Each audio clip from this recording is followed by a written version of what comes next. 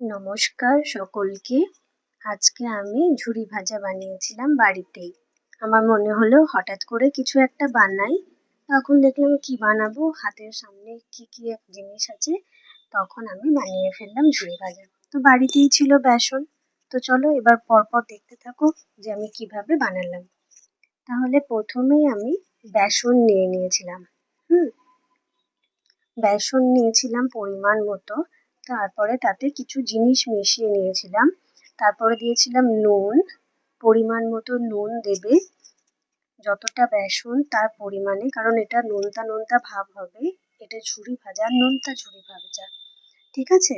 এবার তারপরে দেবে হলুদ। হলুদটা দিলে খুব সুন্দর হলুদ কালার আসে, ওই জন্য হলুদ। আর একটু লঙ্কা দেবে, তাহলে ঝাল ঝাল হবে। আমি এখানে কাশ্মীরি লঙ্কা ইউজ করেছি।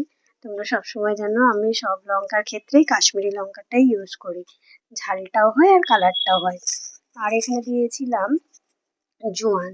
জোয়ানটা দিলে একটা অন্যরকম টেস্ট আসে, তো সেটা ভালো লাগে, ওই জন্য দিয়েছি জোয়ান। তাহলে কি দিলাম, নুন দিলাম, হলুদ দিলাম, শুকনো লঙ্কা দিলাম, জোয়ান দিলাম, আর দিলাম কালো জিরে। কালো জিরে দিলাম। এবারে কিন্তু আমি সাদা জিরেটাও দেব। কালো জিরে, সাদা জিরে, দু রকম জিরে হয়, তো দু রকম জিরেই আমি দিয়ে নেব।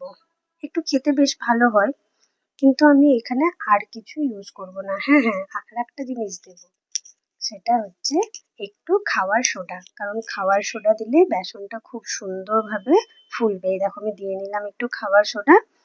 তাহলে কি হবে, মাখালে তাড়াতাড়ি হয়েও যাবে আর একটু ফুলবেও, ওই জন্য খাওয়ার সোডাটা দিতে। এবার যারা খাবে না তারা স্কিপ করতে পারো। এবার এটাতে জল দিয়ে একটু ভালো করে মাখিয়ে নিতে হবে। খুব পাতলা করবে না, তাহলে কিন্তু একদম মিহি মিহি ছোট ছোট হবে। পাতলা হয়ে গেলে মিহি মিহি ছোট ছোট হবে। আর আমি একটু টাইট ভাবে মেখেছিলাম, ওই জন্য আমার একটু শক্ত শক্ত হয়েছিল, মানে নরম হয়েছিল, দেখে মনে হচ্ছিল যে বড় বড় শক্ত শক্ত, কিন্তু শক্ত হয়নি, খেতে নরমই হয়েছিল। এই দেখো আমার মাখাটা ঠিক এরকম হয়েছিল। আর যদি কেউ একটু পাতলা করো তাহলে কিন্তু ঝুড়িগুলো খুব মানে সরু সরু হবে, আর ঝুড়িগুলো মানে তাহলে নরম হবে। আমারগুলোও নরম হয়েছিল, কিন্তু একটু মোটা মোটা দেখতে হয়েছিল। টাইটটা ওই শেপের ওপরে নির্ভর করছে। এবার আমি এখানে কিছুটা বাদাম ভেজে তুলে রাখলাম ওটাই মেশানোর জন্য।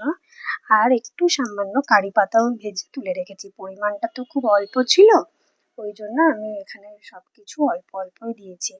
বেশি হলে তোমরা বেশি বেশি দেবে, আমি অল্প করেই করেছিলাম। কারি পাতাটা দিয়েছি ধুয়ে, আর ওটার মধ্যে না জল ছিল, দিয়ে ওটা ছিটতে শুরু করেছিল তেলের মধ্যে দেওয়ার সঙ্গে সঙ্গে। তো যাই হোক, এটা তোমরাও খেয়াল রাখবে, জলটা আগে ভালো করে করে শুকিয়ে তারপরে ওই তেলের মধ্যে দেবে। তো দেখো কারি পাতা আর বাদামটা আমি এখানে তুলে রাখলাম। এরপরে তেলটা গরম করতে দিয়েছিলাম কড়াইয়ে। তো তেল গরম হয়ে যাওয়ার পর আমি দেখো ঝাড়নার মধ্যে নিয়ে এইভাবে ঝাড়নার ওপরে প্রেস করে করে নিচের দিকটা দিয়ে দেখো লম্বা লম্বা হচ্ছে। এটা যে যত টাইট করবে সে এরকম সুন্দর হবে, আর একটু পাতলা করলে একটু ছোট ছোট হবে।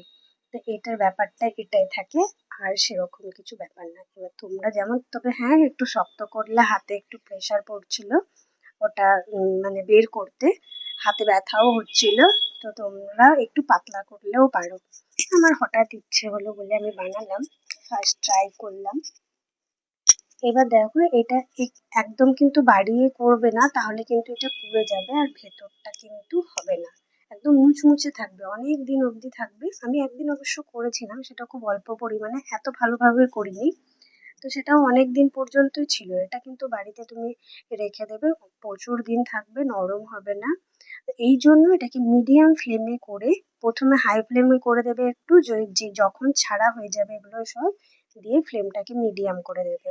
তাহলে কি হবে, পুড়েও যাবে না। যে আমার আগেরগুলো ছেড়েছিলাম বলে একটু লাল লাল হয়ে গেছিল, ঠিক বুঝতে পারিনি, ওই জন্য। দেখো আমার আর কিচ্ছু দরকার নেই, এই ভাজাটা পুরো কমপ্লিট হয়ে গেল। আমি একটা প্লেটের মধ্যে ওগুলো সব নিয়ে নিয়েছিলাম। এ দেখো মাঝে মাঝে একটু বেশি পড়ে গেছিলো বলে মোটা মোটা হয়ে গেছে। তো ঠিক আছে। এবার দেখো এর মধ্যেই না ওই যে বাদাম ভাজাটা যেটা রেখেছিলাম, আর কাশ্মীরি পাতাটা, এই সরি কারি পাতাটা, এই কারি পাতাটা দিয়ে দিলাম। আর এবার এখানে দিয়ে নেব বাদাম ভাজাটা। দেখো দেখতে সুন্দর লাগছে না? যেমন দেখতে সুন্দর লাগছিল খেতেও কিন্তু ভীষণ সুন্দর লাগছিল, একটু বেশ ঝাল ঝাল নুন। দেখবে কখনো কখনো ইচ্ছে হয় একটু ঝাল ঝাল নুন খেতে। আর শুকনো লঙ্কাটা আমি এমনি উপর থেকে দিয়ে দিলাম, ভেজে নিয়েছিলাম, পরে ওটা গুঁড়ো করে দিয়েছিলাম, তো বেশ টেস্টটা বেশ ভালোই এসেছিল। তো তোমরা করবে এবং জানাবে তোমাদের কেমন লাগলো আমার রেসিপিটি। আমার তো ভীষণই ভালো লেগেছিল। এবার বাকিটা তোমাদের ওপর। ঠিক আছে, সবাইকে আমার ভিডিও দেখার জন্য ধন্যবাদ, সঙ্গে থাকার জন্য অসংখ্য ধন্যবাদ। আবার পরে আসবো নেক্সট একটা ভিডিও নিয়ে। আজকে এই পর্যন্তই। টাটা সবাইকে।